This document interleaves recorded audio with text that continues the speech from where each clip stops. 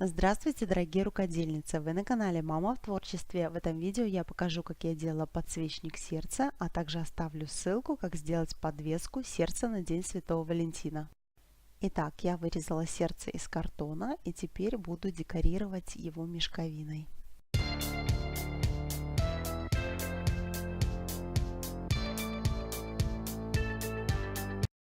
Беру свечу и приклеиваю ее к центру основы.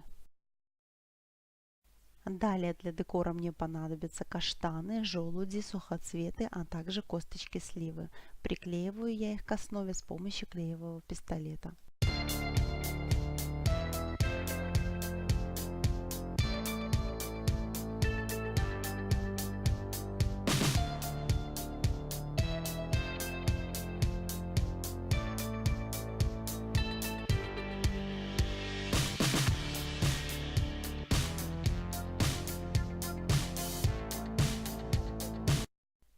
Вот такой подсвечник у меня получился. Можно оставить так, а можно освежить при помощи акриловой краски.